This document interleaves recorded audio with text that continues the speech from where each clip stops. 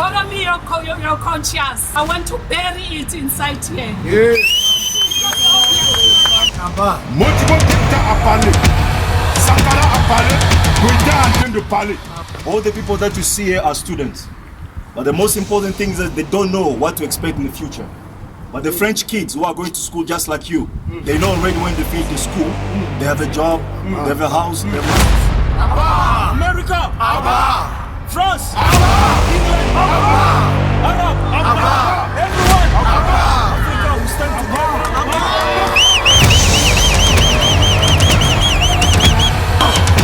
Mass young fool! Commando! Mass young fool! Commando!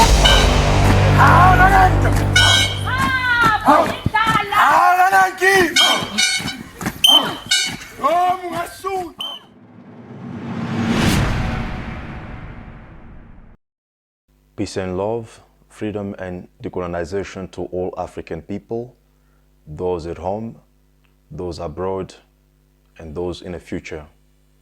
If you have two shoes, please sell one and buy a sword. If you have two trousers, please sell one and buy a sword, because now it is time for revolution. And this revolution is no longer on streets. This revolution is not about burning cars.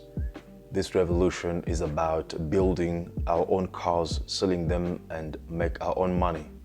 Essentially, this revolution is in the mind, because if we are not in charge of our mind, our thoughts, we cannot be in charge of our actions and of our overall reality. And therefore, the one who controls our mind, he'll be able to control our actions and our reality, and to control us and make us possibly the tools for enslavement of our own people and of ourselves.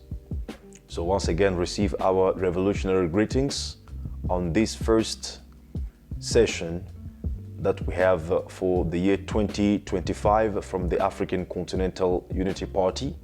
We greet you with our revolutionary greetings once again, and we can only wish you to become a better person in this year.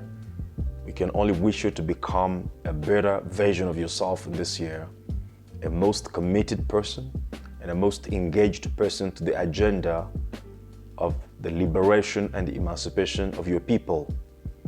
But most particularly on this year, we wish this year to be one of the most revolutionary years for African people. In other words, we want this year 2025 to be a year of revolution. And the reason is simple. The reason is that all the conditions that are necessary for a revolutionary agenda to be triggered, all those conditions are in place as we're speaking right now. Among the things that can trigger a revolution somewhere, when we look at the setup currently on the continent, when we look at the conditions of African people on the continent, when we look at the reality of African people on the continent today, all the conditions are in place for a major revolution to start. Actually, when we look at the past year 2024, the events that took place during the year 2024, it's already giving us a major sign of a beginning of a new revolution for Africa. Look, from the year 2024, we have had a kind of important shifts from the three countries that we call today AS, like the Mali, Burkina Faso, and Niger. This is something that did not happen in Africa before. These three leaders and their countries have completely decided to break away from the West African community. And these three countries can become an embryo of a new Africa, or of a new organization, a truly Pan-African organization that will have to speak for the African people and defend the African interest. And this is what we call revolution, even though they are still currently struggling with enormous difficulties, including the pressure that they have to endure from Western colonialists or colonial powers through sanctions and so forth and so on. But we know that there's nothing valuable that comes without sacrifice, that comes without enduring a certain level of sacrifice and hard work. But the point is that it is already a process, a revolutionary process that is already being laid down, that is being eventually established on the continent. And we can only expect through our commitment and dedication to strengthen this spirit of revolution on the continent in this year 2025, in a sense that we can see some other countries breaking away from the Western African, the so-called Western African community, which is indeed a French-controlled African area or African zone, economic zone. We can only expect to see more countries breaking away from that club to join those who are aspiring for freedom and liberation, such as Burkina Faso, Mali, and Niger, by any means necessary or in any formats of it. And we can only expect to see other African countries from the Commonwealth breaking apart from that colonial mindset to join this embryo to becoming, a new platform where Africans can truly speak on their behalf and speak for their interest and eventually pose some actions that will transform Africa, because speaking is not enough, but actions is what we need. So you see, this year is really a year that we expect to see Africa being embarked on a true Pan-African and revolutionary journey that will transcend into the individual life of every African person on the continent and in the diaspora. That's why we call this the year of revolution. All the conditions are in place. African people are suffering. The masses of African people are unemployed, while the resources of Africa build the hope and the future of European children, sometimes Asian children, but African children who are born on these resources do not benefit from these resources. And you have rampant unemployment, poverty, hunger, and all these conditions. These are what we can call precursors of a revolution. When you study all revolutionary movements that have happened in the past, whether you talk about the so-called French Revolution, the so-called American Revolution, or even the Russian Revolution, all these revolutions were triggered by a highest level, or I should say a high level of dissatisfaction of the masses, of the people, mostly, even though when it comes to the French Revolution, American Revolution, even the Russian Revolution, they had to be captured. That frustration was captured by the elites class to achieve their own agenda, and the people at the grassroots level didn't really achieve something. But the bottom line was that this frustration was growing to the point where people couldn't handle it anymore. For example, in France, they had to, decapitate the king because of the frustration, you see. And when we look in Africa today, the level of frustration is just growing up.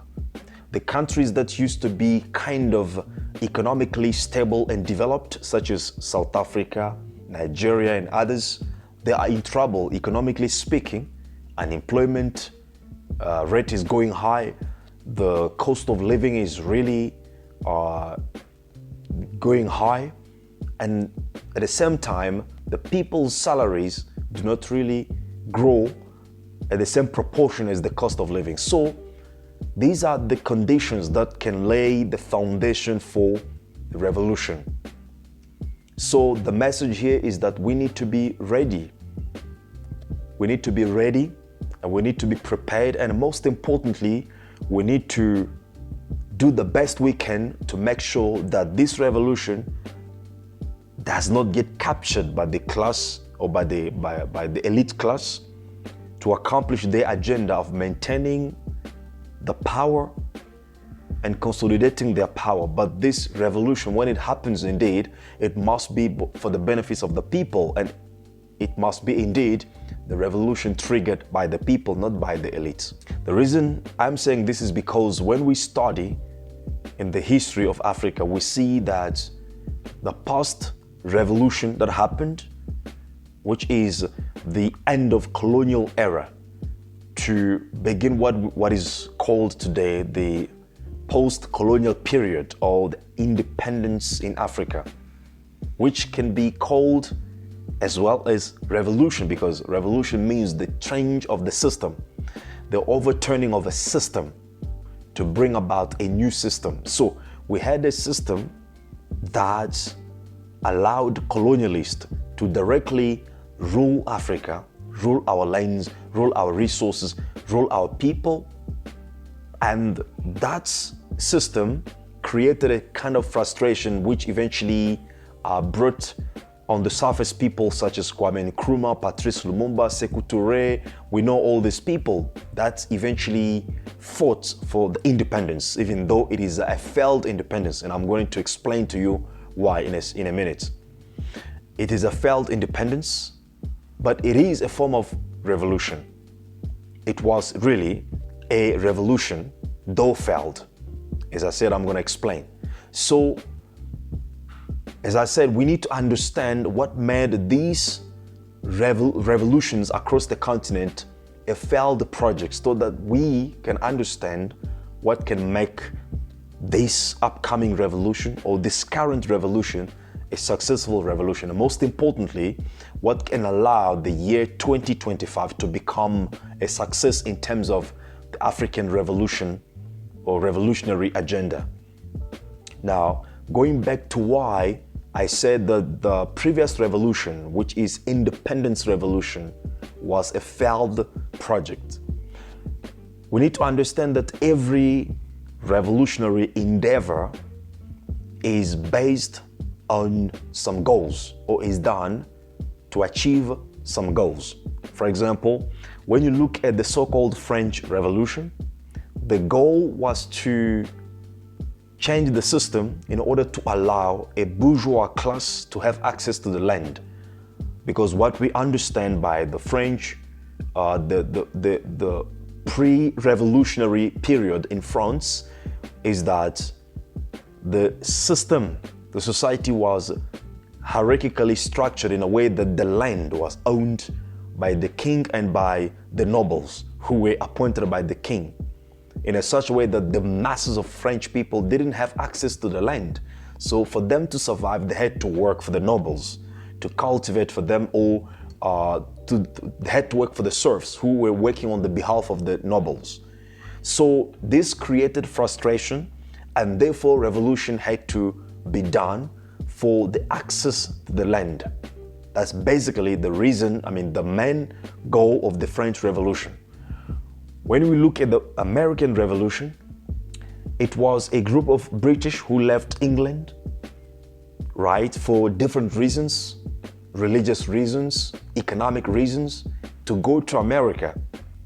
And then the heavy taxation that the British Parliament was imposing on these British diaspora triggered a kind of frustration, which eventually led to what is called American Revolution, even though in reality it was American revolts, because these were the British were revolting against the monarch in British, right? So what was the goal? Was a commercial revolution, commercial revolts. They were revolting against heavy taxation so that they can be in charge of their reality. That's why we have this slogan that we cannot have taxation without representation, because they said we are not being represented in a British parliament. And therefore, British does not have a right to heavily put taxations on us. So this was the goal. So now when it comes to Africa, before even I get to Africa, we must look at the source of African energy in terms of revolutionary agenda, which is Haiti, which had also a revolution in 1800s. And the Haitian Revolution was truly a revolution with the goals of equality or of access to the rights of human being, because you must understand that black people were dehumanized, considered as animals during that time, during slavery. Therefore, these people had to organize. Our ancestors in Haiti had to organize to lay the foundation or to embark into that revolution in order to access to the full rights to the full rights of human beings, to be human being, to be equal as all the people in the world. So the goal of that revolution was equality. Now, when it comes to independence period, the revolution that most of our people embarked on was to access or to replace the white man on his seat of authority. So in other words, we didn't do the revolution to change the system. We only did the revolution, in most cases, in the majority of those people who were fighting for independence in Africa. Most of them, they wanted to replace white men in a position that white men occupied, to become the new leaders, not to change the system. That's the reason why we are still keeping the same structure that was laid down by colonialists in Africa. For example, the country structure that we have today has never changed. Why? Because these people who so-called fought for independence in Africa, many of them, they didn't have a true agenda to change the system and to recreate Africa in a way that's supposed to be. And few who had a different agenda to recreate the Africa through our own imagination, they were fought against, they were overthrown, some of them were assassinated. The likes of Kwame Nkrumah, Patrice Lumumba, Sekou Touré was fought against, you name it, Amilcar Cabral, you name it. All these people were fought against because they had a different agenda to recreate Africa. But those who remain were actually the people who didn't have any intention of changing the system or questioning the foundation of the Africa that we have today, but they were willing only to replace white men, to become the new leaders, to be celebrated, to be worshipped, because they used to see white men being worshipped, the colonialist white men to be being worshipped, being praised, being respected, and being, enjoying all the privilege of the country. So they wanted the same position. They wanted access to the same privilege, but not to change the system in a way that will benefit the rest of the African people. That's what's happened. That is what went wrong with the previous African revolution. That's why you had to have people like Mobutu staying in power for more than 30 years. You have people like Museveni, you have all these folks simply because they don't challenge the status quo. And that's even the reason why you have in the African Union Charter, you have something like a statement such as the colonial foundations cannot be changed, it cannot be questioned, they have to stay the way they are. So you cannot talk about revolution without overturning the system, without changing the system from its foundation. And the foundation that we have currently was laid down in Berlin Conference, of course, 1884 and 1885. And the true revolutionary agenda must be able to question this foundation in order to lay down a new foundation for the Africa that we want. So this year, as I said, is the year of revolution. And if we are to succeed in this revolution, our goal, our main goal, should not be to seek for equality with anybody. No, that is not the main goal of the African revolution. What we are suffering from right now is the lack of power. As African people, we cannot control our lands, we cannot take charge of our resources, we cannot take important decisions about our politics and economy, we cannot feed ourselves, we cannot employ ourselves, simply because we don't have the power to do what is supposed to be done for us to be in the driving seat of our reality. Therefore, the new revolution that is coming, that is supposed to come by our work, by our design, by our commitment, this revolution must be based on power, must be having the goal or the objective to achieve or to build Africa as a global power base, because once we have the power, we will do for ourselves what others have been pretending to do for us. So, in a nutshell, let us not struggle for equality. Let us not struggle for anything else. This revolution must re-establish Africa as a power base, as a global power base. And this requires that we have to be able to question the current foundation. We have to be able to unite as African people, because that is where comes even the power we are talking about. The power to decide and to act. So it means the new revolution that we have to embark on as African people at this period. This revolution must be based on our willingness to achieve the power. It means the objective, the goal, the target of this revolution must not be money, because money is printed. Money can change from papers to stone, from digital, from whatever. And it changes because people in the powerful position decide what money should become. Therefore, our revolution must be based on the power, because once we have the power, we will decide anything that we want with our lives and make it happen, because power is the essence of life. We thank you, and if you have enjoyed this short motivation about the new revolutionary agenda, we invite you to like the video, comment and subscribe to our channel. If you have 2 shoes, please sell one and buy a sword. If you have 2 trousers, please sell one and buy a sword, because now it is time for revolution. And this revolution is no longer on the streets. This revolution is in the mind, because if we are not in charge of our mind, the enemy will control our mind, control us, and make us the tools of self-oppression. So peace and love, freedom and decolonization to all African people, those at home, those abroad, and those in the future. My name is Kabbalah from the African Continental Unity Party. See you next time.